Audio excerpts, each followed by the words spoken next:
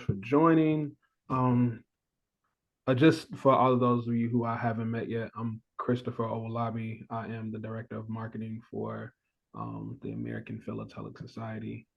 And because it is Black History Month, I wanted to make sure that we did a spotlight for ESPER. I've met a few of you before at different gas events.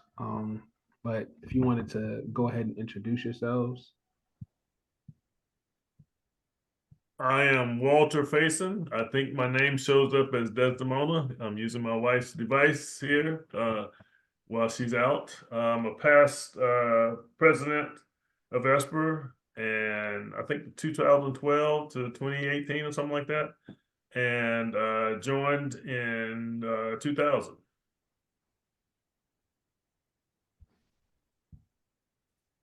Okay. Guess I can go. Well, I'm sorry I missed the question. Was it who are we? Just introduce yourself. Okay. I'm Howard Ingram. I'm the current president of ESPER, and I joined the organization about 12 years ago. And I began my been a president for 1 year, a little over a year now. Actually, with my interim period, I've been close to 2 years as president. My name is Clarence McKnight, former editor of Reflections, been a member for over 27 years. I'm currently the webmaster of the website. That's basically it, right? That's basically it for me. Can you hear me? Yeah. Yeah. Okay, this is Charlene Blair and Howard. I guess time flies when you're having fun because it's been over 3-4 years that we've kind of been in the role of president and vice president. But yes, so I'm Charlene Blair, been in ESPER over 10, 15 years, I guess, and collector over 30 years, like the others. But I guess you have replaced Chris. You're doing Heidi's role. I guess she was the last marketing person we knew of, right, guys? Yeah, Heidi. she was like two Yeah, people before me. Yeah. right. And so, Chris, I guess I just nice to meet you as well, but just wanted some more information about how long you've been with APS and uh, what your task is for now. Sure. Yeah, I joined APS in May of 2022. So I've gone to two. I went to Gas in Sacramento, and then I went last year in Cleveland. I'm not a stamp collector. I do over the years. I have been collecting like small things. Like I get the APS, the American Philatelist, and also whenever I go, I do appreciate cachets. So I have a bunch of different cachets. I might have some on my desk here, but yeah, I have a bunch of different cachets, especially one from some of them from Mr. Neil, Don Neil. I really like his work. So yeah, that's so I do all of the marketing, social media, um, ads, Google ads, everything you could think of marketing. That's pretty much all me in the background. So if you're familiar with the philatelist, you know that it needs some additional diversity. Correct. That's the reason why I called this meeting. Trying to make sure that we can diversify what we're putting out as much as possible. Appreciate that. Absolutely. So we can go ahead and get started with the easiest question, which is who is ESPER, or what is ESPER? What is ESPER? What do we do? Yeah. We're actually ESPER was the first name of our founder, Dr. ESPER Hayes. She passed in 2019. ESPER actually is Ebony Society of Philatelic Events and Reflections. Ms. Hayes was from Charlotte, North Carolina. She started the club on a promise she made to Jesse Owens. They were two that were attending a stamp show in 1970 or so, and they were the only two African Americans at the stamp show. And he said she made a promise to him to do something to get more Blacks involved in stamp collecting. And in 1988, she fulfilled that promise by starting the stamp organization that we currently have. We've got well, there's some debate, but it's around 300 members or so organization at this present time. We're a little below, a little above that, depending on what time of the year it is, but we're generally around 300. We are an international stamp organization, and I'm the current president. And you have several officers that are Walter's on the board of directors, Clarence is our webmaster, and Charlene's my VP. So, and we've been doing this for a while now. So, as she said. And then what is the mission of ESPER currently? Like what do you currently do, whether it's like in the community or just in general? What does your organization do? Well, when we did our 35th anniversary, we had a very good explanation in our booklet. ESPER is designed to promote Black pride through the collecting of stamps. It's the largest nonprofit organization devoted to collecting and promoting stamps related to the African Americans and the African diaspora. And like I said, we currently have over 300 members. So we're mostly a club. We are a diversified club. Very excited about that, and that we have members that are here. We have members in several countries abroad. And quite a few states. We consist of, 7, 8 chapters? Okay. You guys can join in anytime and help me if I'm way out in left field. 6 or 7 chapters I think we have at this time. Okay. I think we wanna kind of be that welcoming spot, that place where minorities can get information, anyone, but when minorities can get information. Typically you go to the stamp show, you're not going to see very many African Americans, and we want to be there and have a presence and welcome them to the stamp collecting community. Because typically they probably feel like they're the only Black person that collects stamps, right? You're like, oh man, my friends are gonna think I'm a nerd or whatever, blah blah blah. And we want to let them know that they're not alone. We're all over the place, and if there's anything we can do to help with them with their collection, we're there for that. Clarence provides a wealth of information on the website just to help people get started and feel comfortable with the process, and let them know that there are no rules to stamp collecting. You collect what you want to collect. You don't have to follow any guidelines. That's the biggest thing. People try to direct you and say, you're not doing this right, you're not doing this right. This is your collection, right? Right. So and we're there to make sure that people understand this. And we are after young people. If you know any young people, we're looking for young people.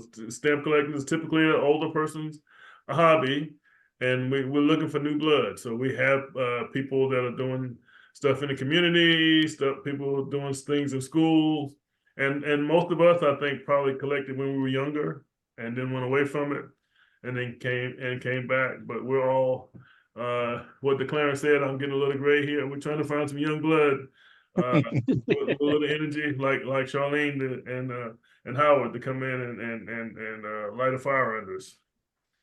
Yeah, I'm sorry. As per our mission, one of the missions also too is promoting Black history in local schools, libraries, churches, and civic centers. We've been doing presentation I've been doing presentation for over 30 years, different venues. We also started stamp clubs to get kids interested in collecting stamps. We try to approach it from a history point of view, because each stamp has a story behind it.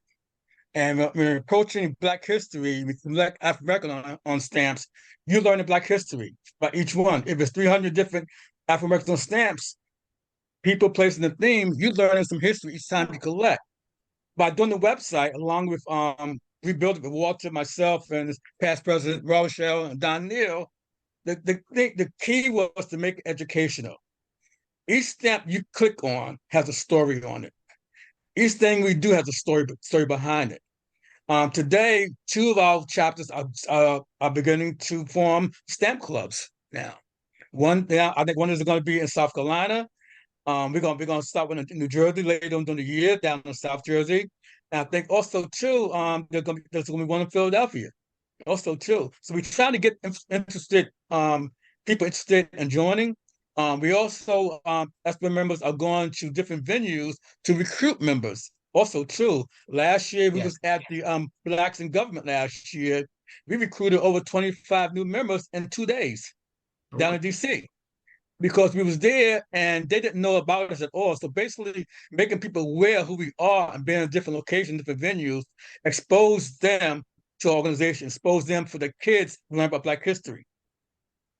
Gotcha. Okay. Yeah. And just to And follow yes, up and on that, adding we to, have oh, you go ahead, Howard. Go ahead, no, Howard. go ahead, Charlene. You haven't said No, I much. was Go ahead. saying to piggyback on what Clarence is saying, it's important for us just to have the exposure of the individuals on stamps and going to venues and areas that we're not typically at. Like you, Chris, you say you were familiar with Southern Illinois, where I'm at. As you know, this area is not typically an area with this, really diverse activity. And so being able to have a display at the post office this year was huge for us because I had been trying for the last 3, 4 years, to make that happen. And this year it happened. Okay. And just having that exposure now has brought about that invitation to be at a middle school for their first Black cultural celebration. So it's about, the exposure is what we're at now for our organization. I think that's huge. Being able to just let people know we exist, let people know about the African Americans on stamps, and putting them in venues that we're not normally in, so that they can learn about it. And we do have additional events coming up here this year. We're hoping to have an additional event where members will participate at a ball game and whatnot. And we've already laid the groundwork for that. And it'll be a Negro League ball game, East-West ball game in Maryland this year. And we've been invited to participate at that event. So we are starting to get more exposure within the various communities. As Walter said, we're trying to attract young people into the hobby, and we've had some donations of late where we can show them that what different types of stamps that are collected by different people. They don't always have to collect African Americans on stamps, but they will see that there are many different types of stamps that they can collect. Okay. Just from my own curiosity, when you go to like these various schools, like what do those like conversations or programs look like when you're like talking to the kids? Like what kind of piques their interest? What happened is that when I go to schools, different venues, I would bring some tables and have a display of different items on Black African American stamps. All depends on the theme too. It could be women history, Hispanic history, but basically to make sure that the exhibit is clean and they can touch and see it. Also, lately for the last few years, I've been doing a PowerPoint presentation also too, based on whatever theme it is. And based on that, I think the kids come out more educated on whatever theme I'm doing that day. Like I said, it could be women history, Black history, or Hispanic history. And I think the biggest thing is that to go in there and make yourself comfortable and make them aware that also too, each stamp has a story to tell. And by collecting each stamp, if you collect 20 different stamps, you can learn about 20 different people or things each time you read up on it. Okay. And at libraries, like we just had a Kwanzaa event where they had 2 speakers about Kwanzaa, and then I was invited to set up a display, and I showed all of the stamps that we have that have been issued for Kwanzaa. So it ended up being nice. It was just an extra, not just the stamps. We have the first day covers and posters Right. and coasters and just a variety of items that I put on the display, expose people to asked and started them asking questions. What other stamps do you have? And that just opened up the door for a whole nother conversation right there. Mhm. Absolutely. Okay. Yeah, and we've had several other members that have shared with us or shared with me that they are doing displays at community centers and in libraries and in post offices. So that's what we try to get people to realize. We want them to attend stamp shows, but we also want them to be involved in community activities where they can display their stamps. And as for me, I'm a stamp and coin collector, and I've been trying to get these three people you see here on the conversation with me to also get coins, because right now this year they're putting out a Harriet Tubman coin, uh, um, and I've already pre-ordered my coin. And of course, they're doing women on quarters this over the last few years. And I also collect big part of my collection is the Canada Black History. And Clarence has this on our website, and he shows all they've been doing issuing stamps not as long as the US, but they are been issuing stamps for the last 20 or more years. Canada has been issuing a Black History stamp also.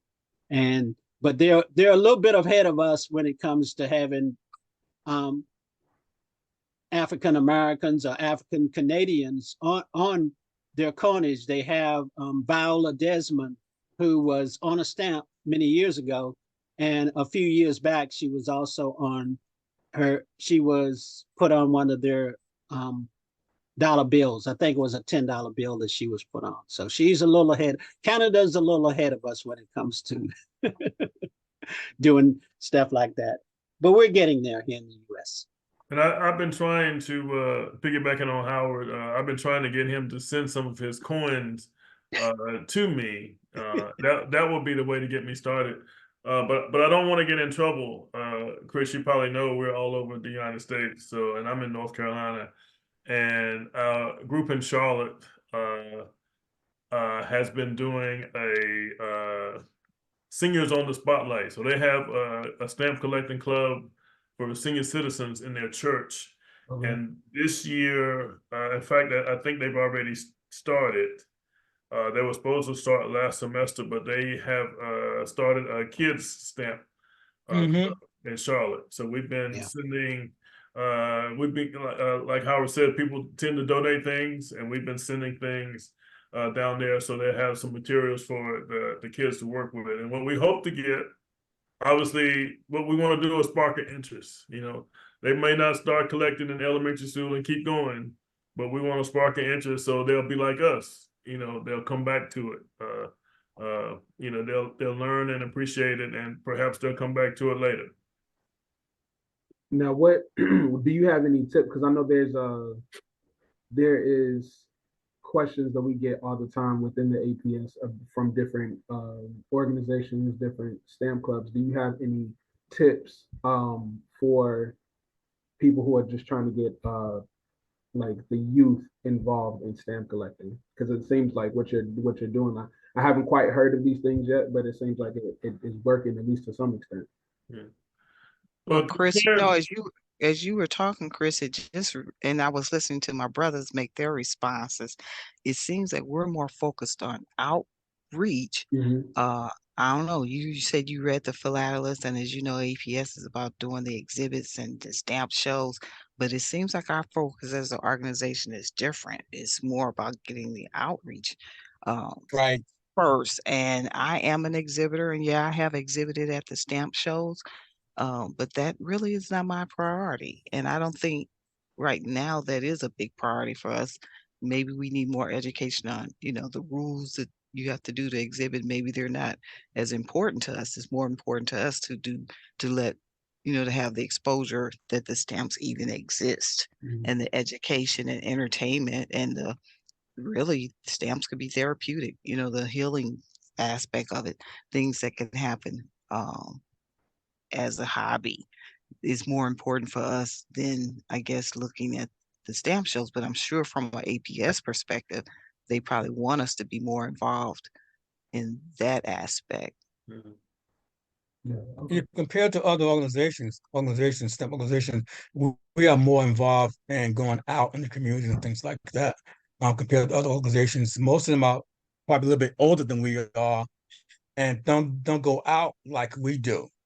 So that really sets us apart from everyone else. That we out in the community and trying to promote our history through stamp collecting. When you go on the website, you would also be able to see some exhibits that we have done over the years too, including Shaolin exhibits. Other members have done exhibits all over the place, and that's all on a special page on the website. So people go on there and also see what exhibits we have done. We also have an educational area on the website too. If someone want to learn how to collect stamps, we have a total educational area that includes some links to the APS education department. So we try to make it easy for everybody to go in there and collect stamps. Yeah. And I would say that start small and do small things. Like I said, we have the various chapters, and what the chapters do, which I think is great. We just had Constant Motley Baker, the Black Heritage stamp issued for this year. And several of our chapters will do a second day ceremony for that stamp.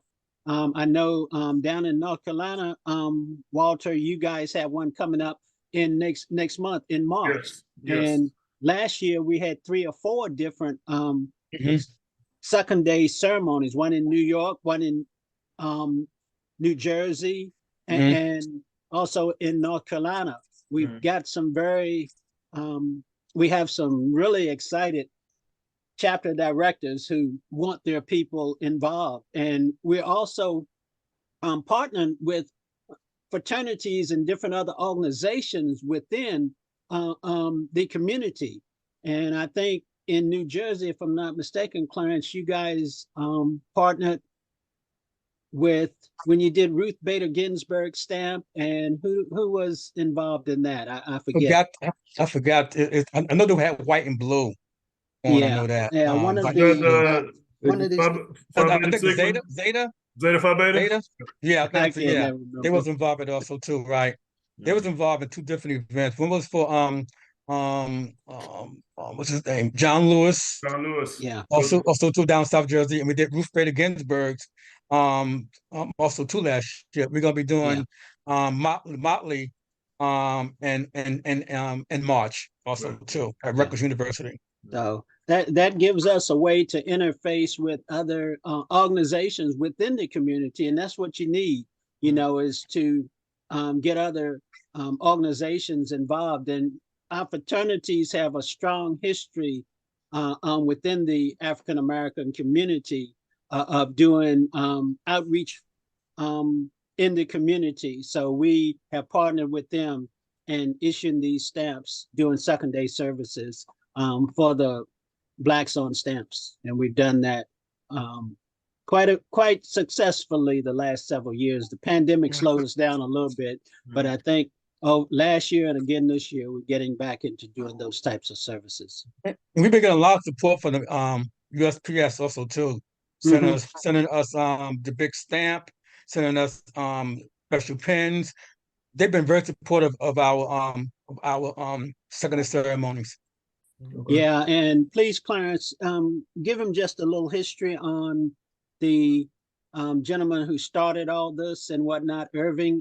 You're probably better able to do the Black that. Heritage Series was started by Clarence Irving, a member of ESPER, and also he was a fraternity brother of the Qs. And in 1976, they had a meeting in Queens, New York, and he wanted the postal office to start honoring more African Americans on stamps. And he put a proposal along with the Congress people of the state in New York, and they sent to the advisory board, and they figured, well, let's do a woman on the stamp. And the first woman on African American on the stamp was Harriet Tubman. And she was also the first one on the Black Heritage Series. And Clarence would have been turning 100 years old this year. And at all the second ceremonies we're going to be doing, we would celebrate Clarence Irving also too, because he's the father of the Black Heritage Series. Without him, there would be no series. at all. He was a former board member of ESPER. He also was a Q fraternity brother also too. But the Black Heritage Series has been the longest running one this so far for the U.S. Postal, and also the most profitable also too. Well, and Chris, do you understand that you said you weren't a stamp collector, but do you understand that when we say Black Heritage, the stamps have that word on the side? It's a series of 47 stamps, but there are other stamps like Marvin Gaye, Ray Charles that aren't in that series. They don't have the word Black Heritage on them. So that's two separate things. Okay. So there are like 300 plus African Americans on stamps, on U.S. stamps, but that series is special. It was started in '78, and all the stamps that are issued have the word Black Heritage on it. Okay. Yeah, thank you, Charlene. That is Thanks, great. Charlene. Because even the postal people, when you go into the post office and you tell them you want Black Heritage, they'll give you any black stamp, any stamp that has a black on it, and I had to educate, you have to educate even the postal people a little bit. Hey, I want the Black Heritage, which is normally issued either in January or February at the start of the year. Right. And I was just so excited last year since we had the 3 stamp issues. Toni Morrison was issued in March, and John Lewis was issued in Atlanta in July. So we were just so excited. Now, are those all part of the Heritage series? Those 2 that you just named? Say that again. I'm sorry. The 2 that you just named. No. John Lewis was on his own. Gotcha. Okay. The Black Heritage is done at the first of the year, either in January or early February. The Black Heritage stamp is put out. And like Charlene said, it has the words Black Heritage written on the stamp. Okay. But last year, usually other stamps, blacks on stamps are issued throughout the year. They may be from the like Gregory Hines a few years ago, or Marvin Gaye. They're in the music series, or different people like that. They're in the music series because they do the post office does do various other series of stamps, but they're infrequently issued. It's not like the Black Heritage, which is done every year since 1978. They've issued a Black Heritage stamp, and this year they issued Constant Motley Baker, and she was the number 47 in that series. Gotcha. Okay. We also have stamps to represent different themes too. We have, for example, the Alaskan Highway stamp. We have the traffic light. We have we use Charlie, one of the Charlie Brown's friends, Franklin was on the stamp. So we got a lot of different themes. So not just Black Heritage or just people, different things. We have the civil rights movement also too on stamps. So we all different series that's out there. Yeah. But the Black Heritage Series is the main one. Yeah, baseball, Negro Leagues, the Negro Leagues. Stamps, Yeah, and a lot of the Negro Leagues, but then a lot of other blacks on stamps. Of course, Jackie Robinson broke the color barrier, so he has a stamp, and then Larry Doby and Willie Stargell, and there's so many of them, but they're in the baseball series that they've issued over the years and whatnot. And like I said, they've got a music series and baseball series and various other series that the post office has issued.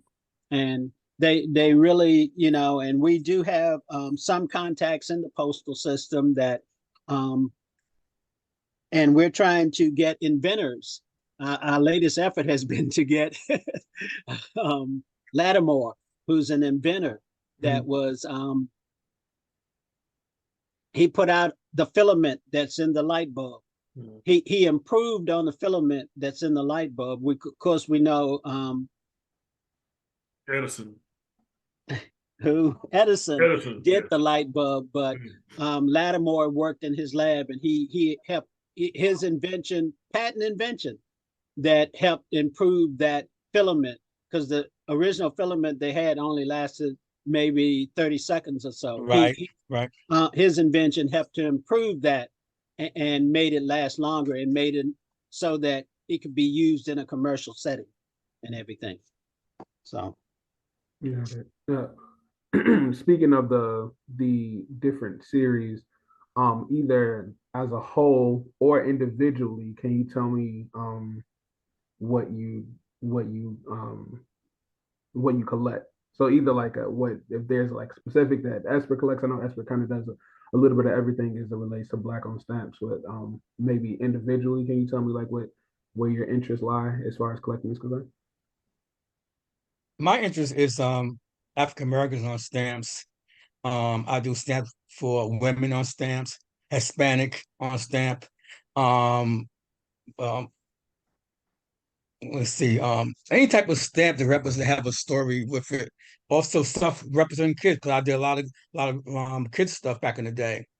Science, stuff like that. I also collect a lot of cachets too, which is my favorite. A lot of those are on display, and I use those as part of my exhibit and also as part of my PowerPoint also too. And I started collecting over 30 years ago.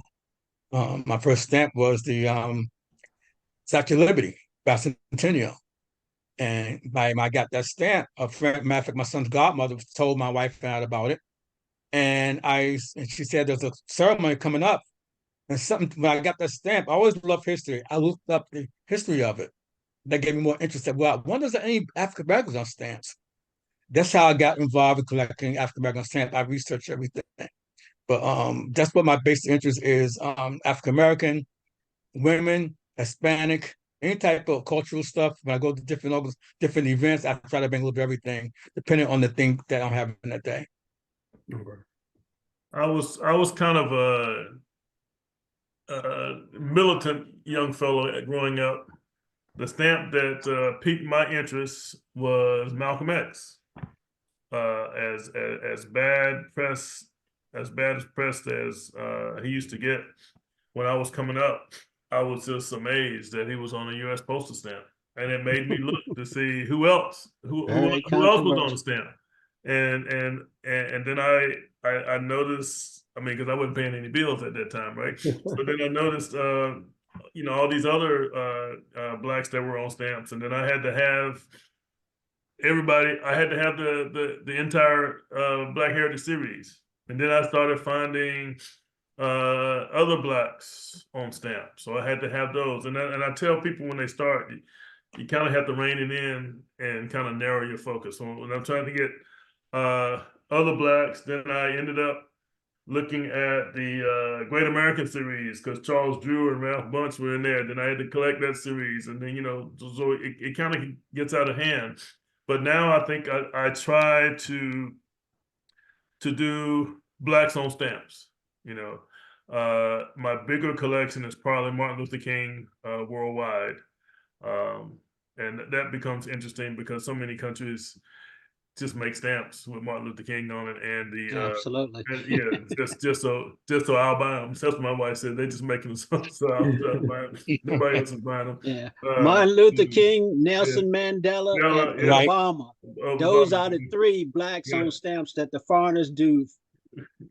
Mhm. You got to be Yeah, deceased here in America at yeah, least 3 years. It used to be 10 years before yeah, you yeah, could be, before they'll put you on a stamp here. yeah, So Obama won't get a stamp here in America. He'll get one eventually, but it Right. yeah, won't be yeah, anytime soon. yeah, yeah, But yeah, the yeah. foreign nations in the British Colonies. Yeah, colonies, there you yeah. go, colonies, they have done, I've got a whole book here, a big book of Yeah, Obama, Nelson yeah, Mandela, and Martin Luther King yeah, yeah, on stamps from foreign nations. yeah, yeah. What do you do, Charlene? Well, my interest got piqued from Jet magazine, which Chris, you might be a little too young for that. They haven't had Jet magazine in years, but in '91 they talked about the W.B. Du Bois stamp coming out, and for some reason that particular magazine and that particular day a light bulb went on that made me curious. So I went to get his stamp and then found out to get the rest of the stamps in the series because he is in the Black Heritage series that I had to go to stamp dealers, stamp shows. And then like Walter, once I've got everything I wanted from the series, I started looking at other stamps that weren't in the series. And then in the collection went from just stamps to like they said, first it covers souvenir pages, posters, coats, anything that that you can do with a stamp, and to the point that now I make my own bookmarks using the stamps. So, and expanded, but I mainly focus on US stamps. That's been my main focus in using the stamps as a way to um, tell a story. Like we just got a healing grant um, on racial harmony. So I'm going to use that Underground Railroad stamp because it has Black and white people in it. I'm going to use the NAACP stamp because it has Black and white people. I'll do the To Form a More Perfect Union because it has, Black and white people sitting at the counters, things like that. So I'm going to use that whole series of stamps to tell a story on how we can, as a community, heal, to have some conversations. So that's what I'm saying. For us, it's not just about the stamp itself, it's about the story that could be told through the stamp. Gotcha. Yes, definitely. Yeah. Yeah, I collect. Before I became a member of ESPER, I collected all kinds of stamps. The first stamp sheet I ever saw and got me into the hobby was a dinosaur stamp sheet that the postal system put out many years ago. But I collect all sorts of stamps and anything even closely related to African Americans on stamp, because Star Wars, Star Trek, you name it. Yeah. They have, the Star Trek series with Uhura. She was big in that series and whatnot, and many people once you research the history, you find out she was ready to quit after the first season, but Dr. Martin Luther King talked her into staying in the series. He said, you don't know just how much you would affect our people by having that role in that series, Right. like Star Trek. And she went on to stay on it and for all the years that it was there, because Martin Luther King, he was a Trekkie, and he told her, I would want you to stay and represent our people well, and she did. And you had many others throughout the years of the Star Trek series. And I want to mention this because I wish Don was here, because he's our newsletter editor, and he does a fantastic job with our newsletter Reflections. Oh man, it's fantastic. And it is an award-winning newsletter, just like our website that Clarence does is a award-winning. APS has recognized our website and our Reflections magazine. But Don has a side business that he does covers for our store, our ESPER store, and also he sells covers himself as a vendor. So he doesn't.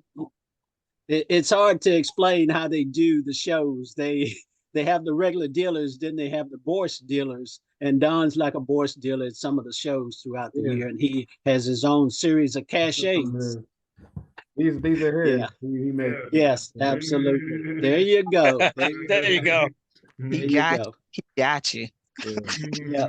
And he puts out a lot of them. I've actually gone back and tried to capture most of the stuff Don has done over the years, and that I've got like 3 or 4 first day cover books over here behind me that is full of Don Neal's cachets, and Fleetwood does cachets, and Collins does cachets. So many cachet makers out there, and you can spend a small fortune in just collecting the cachets. Yeah, and I think I love the cachets the most just because they have like they connect stories together. Like Right. he was Definitely. explaining it to me, like how he'll put the person that he's talking about, and then the cancellation and the stamp, and he'll create an entire story out of that. So it's like a story within a story. I really appreciate the way that he put that together.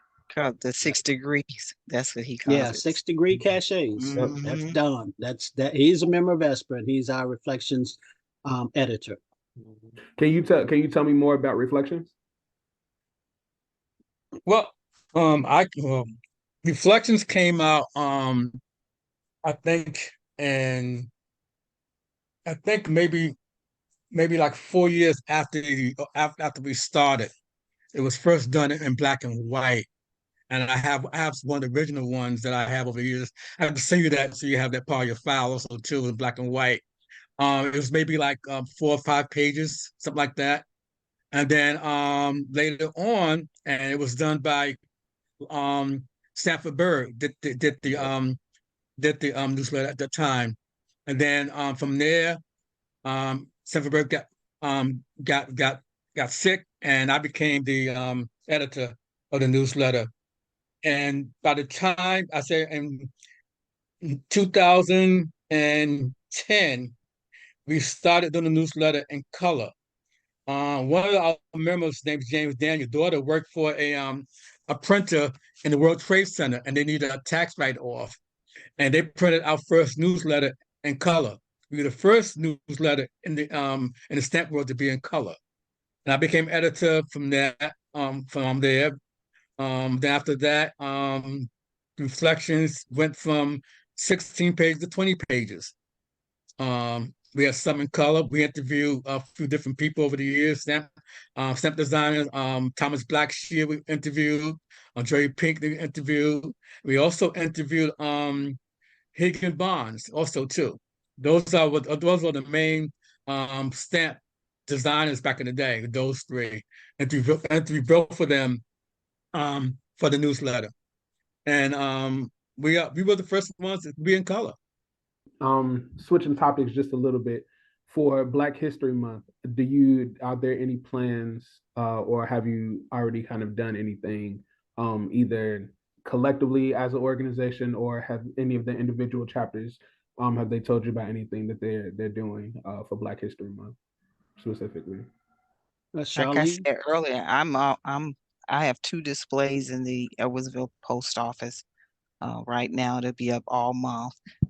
And then on February 28th, we'll be doing at a middle school, LeClaire Middle School here, an exhibit for their Black culture celebration awareness situation. And we'll, be doing some things online, doing presentations, maybe by Zoom with one of some of the local organizations who ask, a lot of times people come at the last minute in February, can you do a Zoom or do something for us, for our organization? So I may do something for this one group, and that'll just be by Zoom. But other than that, a lot of our members during this time of year are doing presentations somewhere. Quite a few of them. Mm-hmm. Schools Yeah. or community center. Last year I had an exhibit up for 4 months at a community center from January through April. So we just have to find the space or where people will allow us to do a display. Like we said, we just need the opportunity to be able to do it.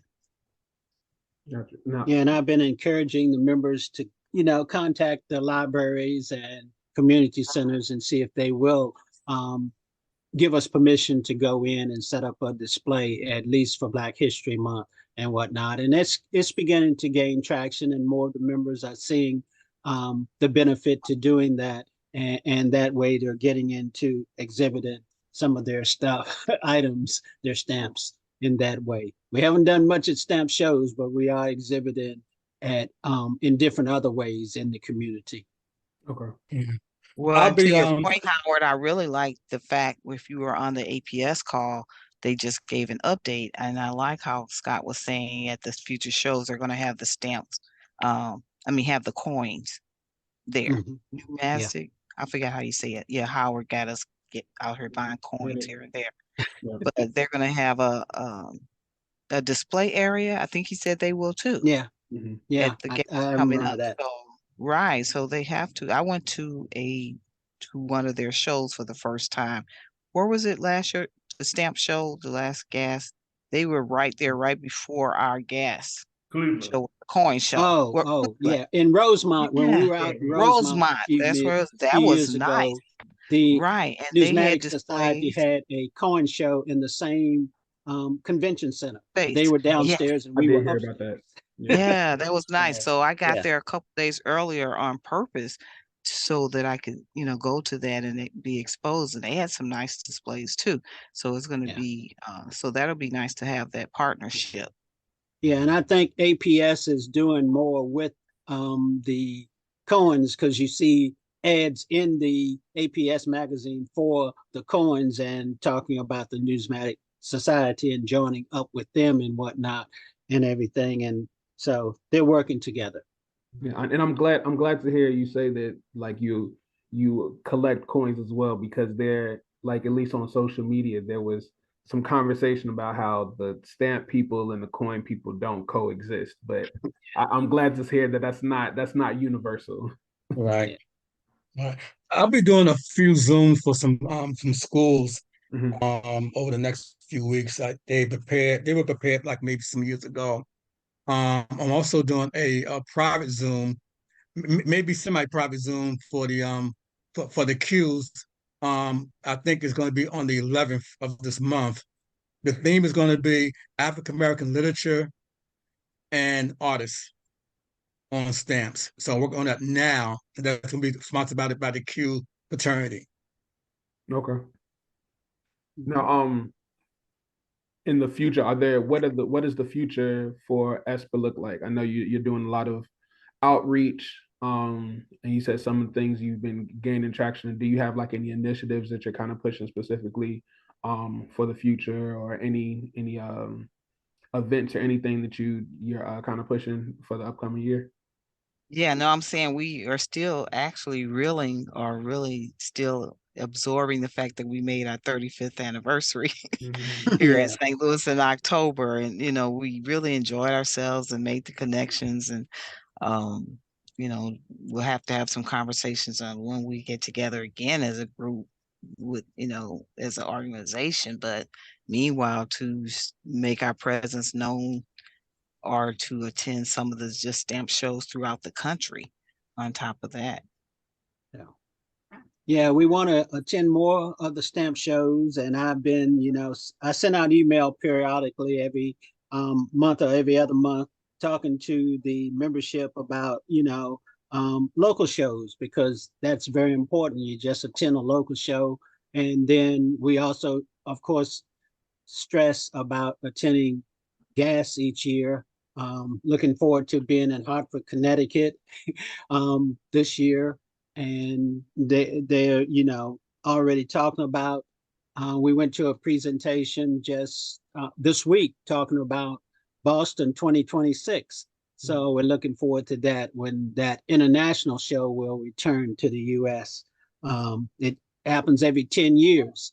And it was in 2016, it was in New York at the Javits Center, and it'll be in the Boston Convention Center in 2026. So we're looking forward to doing that. And like I said, we just want to connect more with our youth, and we've had some recent donations of stamps that will help us to do that. And we have members going out in the community and doing different things, and just and while they're doing some of their community activities, they're seeing the youth there, and they're working with them and introducing them to stamp collecting. Yeah. And because we are so spread out, we generally get together at stamp shows. And that becomes more of a regional thing. So one of our initiatives this year was to use this platform, Zoom, to try to have more regular meetings in mass. And I'm thinking that once that gets going, we'll probably be able to help people with other projects and encourage people to do other projects, and kind of work together. When you have little organizations, you have worker bees that do everything, and I'm thinking that with this Zoom thing, we can encapsulate more people and get some more ideas in. A lot of times, people have ideas and won't mention them, so we're encouraging people to step forward. Not do the Baptist church thing where if you make the suggestion, that means you got to run it, because that makes people shy away. But just try to use that platform to get out there and see what our folks are doing across the country. Now, Oh Lord, so that's happening at your church too, Walter? I Yeah, thought that was yeah. at mine. that kind of brought me to my last question, which is I was informed that ESPER does their own uh, annual event outside. So a lot of clubs, a lot of organizations kind of do like once gas hits, they kind of like reserve a room, and that's kind of where like they commune together. But from what I understand, Esper kind of does their own annual event yearly where they kind of is that not I'm looking at Mr. Howard. Is that not accurate? Now, what we do is every 5 years we do an anniversary. It's Okay. not a yearly thing. Okay. Every 5 years we have the big anniversary, and we just had it in St. Louis up near, and Charlene was our chairman for that, chairperson for that event. She had a really great committee in which Clarence was on and whatnot, and they did a fantastic job. We had a really great time up in St. Louis and visited some historical sites up there. And we were at the Renaissance Hotel where they normally have a stamp show each year in March and whatnot. So it was a good time. But we've been talking about doing ESPER Days, which is us visiting as a group, many of the members getting together and visiting some historical site. And this year, as I mentioned already, we're looking at going to this. One of the members that joined us late last year in September from when we did the big event, the Blacks in Government event, was a gentleman in Maryland there, and he does a East-West Negro League baseball game each year. So we're looking at doing that in August. Unfortunately, it's at the same weekend as the Great American Stamp Show, but we're gonna I'm still torn as to whether I can't attend. If I attend both, I can only be in Hartford for a couple of days. So we're going to see how all that works out. But we're looking at doing various events like that or more events like that. And each year come up with a way we can get our members together. Because there's so much in DC. I think a few years back before the pandemic, we did the Postal Museum did a special with ESPER Day. Yeah, we did an ESPER Day at the Postal Museum. So we're looking at doing more of these ESPER Days, or at least one a year, where we can get a good number of the membership together and explore. I'm hoping a lot of people will come when they issue the Underground Railroad stamp in March the 9th in Church Creek, Maryland. We're hoping we'll get a good contingent of ESPER members coming to that event. And we're even talking about setting up a table at that event so we can maybe recruit a few more members. And pre-COVID, I was going to mention the ESPER Day in DC, but we also had one in Charleston, South Carolina. I think I can't remember, there was a stamp unveiling there, but we have a lot of members kind of in that area of South Carolina. And we were able to get access to a museum. Oh yeah. Yeah, and had and able to break bread and fellowship down there. So it's something that we like to do. It's a lot of work though, because then you got to get, well, you want people to commit to coming. So you won't do a whole lot of work and nobody shows. So yeah, you gotta have it in a place that brings something to the table. Like obviously DC, you got the Postal Museum, but you have a lot of places that are associated with stamps or with people on stamps, kind of thing. In South Carolina, same kind of way. You will also get together after stamp ceremonies too. We have lunch or dinner or breakfast. We was down at the Maya Angelou. Not Maya Angelou. What's the name? Just happened last year in New Jersey. John Lewis. Yeah, we happened at John Lewis. We also got together for Toni Morrison. It's Toni Morrison. We were down in Princeton. About 20 of us got together and we had lunch after the event. We booked the restaurant. So things like that, we get together, sit down, and have a little chat. Some of us we haven't seen since the pandemic. So it was a good together for us to get together, for us to be together on these events like that. Okay.